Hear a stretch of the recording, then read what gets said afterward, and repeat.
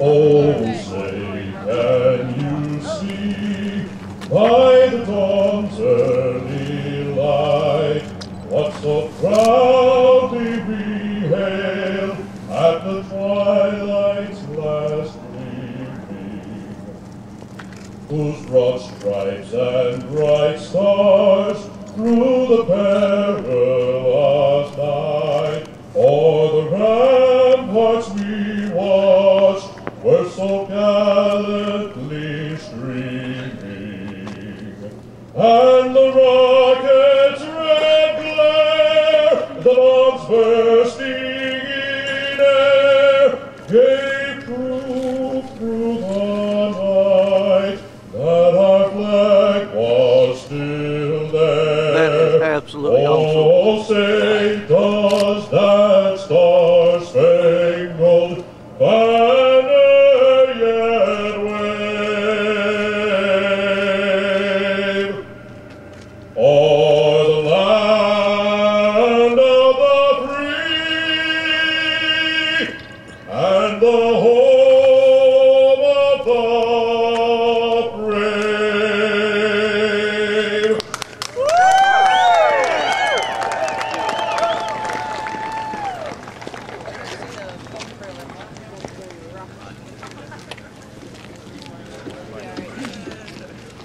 Gentlemen, I am Staff Sergeant Jason Spanicchia from Long Island, New York. It has been my proud honor to have flown in the nation's colors on this, my 1,384th free fall parachute jump. Today I will narrate for you a demonstration of precision free fall performed by members of your USASOC parachute demonstration team, the Black Daggers. Is looking outside the aircraft facing into the cold wind, and since voice commands cannot be heard over the roar of the aircraft's engines, he will use a series of hand and arm signals to guide the aircraft to a precise exit point. They've performed their final equipment checks. Watch closely for the jumpers to exit.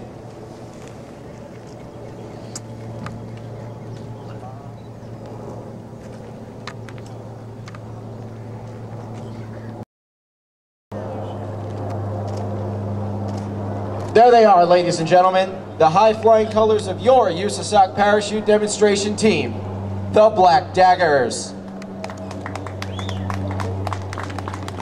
The parachutes used by our demonstration team are flexible wing gliders. They are constructed of lightweight ripstop nylon and have an inherent forward airspeed of 20 miles per hour. To turn right, the jumper pulls down on the right steering line. To turn left, the jumper pulls down on the left steering line. As each jumper nears the target area and prepares to land in the cold, cold water, they will pull down on both steering lines simultaneously, flaring the parachute for a safe and soft landing. Each jumper is now faced with a unique situation, a traffic jam in the sky.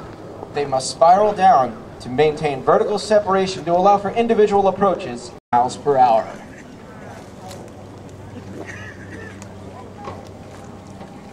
Looking high and to your left, it may appear that these three parachutes have become entangled. However, that is not the case. These jumpers are performing a facet of the sport known as canopy relative work, or crew. The formation you see here is called a three-stack. Our first jumper nearing the target area. He is an airborne infantryman from Coppers Grove, Texas, with over 10,000 free fall parachute jumps. Sergeant First Class, Sean Callahan.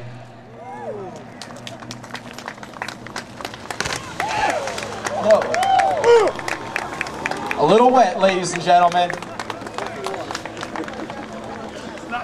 Our second jumper nearing the target area. She is a signals intelligence analyst with over 900 free fall parachute jumps from Port Orchard, Washington.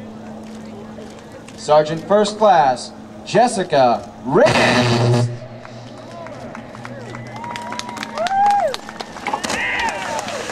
Oh, wow. The maneuver you have just seen her perform is a cutaway. It is what a jumper would do if their main parachute fails to operate correctly. They would then deploy their reserve parachute. And now for our 3-stack. Our bottom jumper, a parachute maintenance technician from Alexandria, Virginia, with over 2,152 free fall parachute jumps.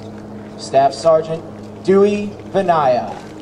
Our middle jumper, from Lodi, California, also a parachute maintenance technician with over 2,568 free fall parachute jumps.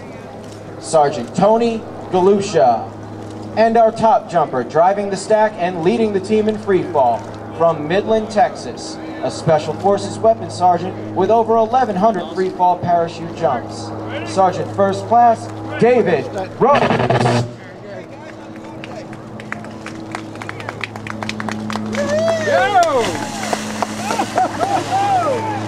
Alright. Nice round of applause, ladies and gentlemen. Warmed up the leg for you. Ladies and gentlemen, this concludes our demonstration. You guys said you're going to heat the water. I'd like to thank each and every one of you for giving us this opportunity. And in closing, leave you with this. The men and women of the United States Army Special Operations Command remain on point